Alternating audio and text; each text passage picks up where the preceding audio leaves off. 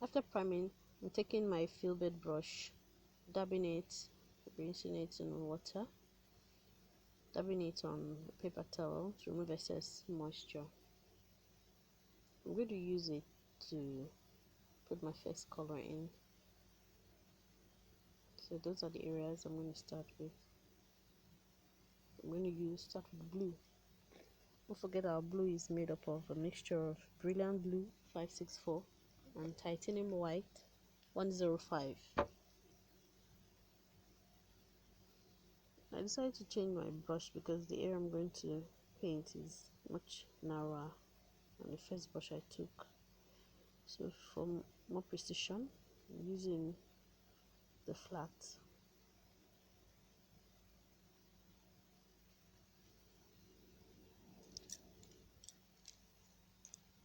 That's my flat number 6. You could start by first of all painting out the outline, but here I started by painting the innermost part of the section. And take my time, use the edge. I love using flats for most of this because it's good for outlining. Even if I don't have a liner, I can use a flat as a liner, which I'll show you later. See how it goes to the edges. So we're going to paint them one by one using a flat. In between the paint, in fact I'm using the same brush for it. The important thing is to clean it thoroughly in the water and dab it thoroughly over the paper towel until no color comes out. Then you use it to pick the next color. So if the paper towel becomes filled with color, you change it. So you should always have a big roll of paper towel nearby. As you become an expert at this, you'll find out you don't need to use too much paper towel. You can see the way I load the paint just to the tip of the paintbrush.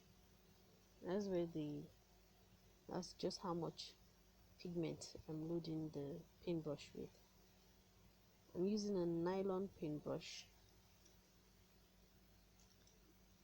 It's a nylon flat artist paintbrush number 6.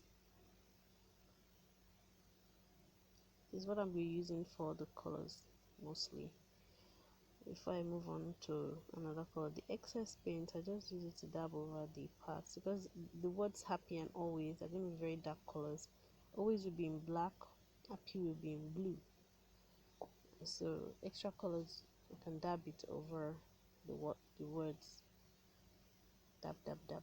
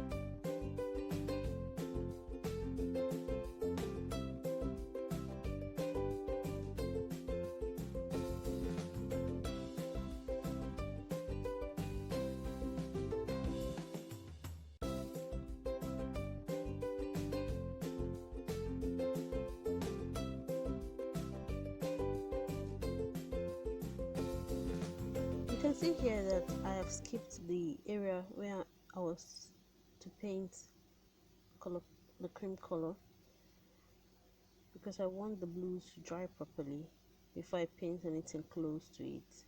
The same thing I'm doing. They're supposed to be orange, the color orange after yellow. I'm leaving that place blank for orange.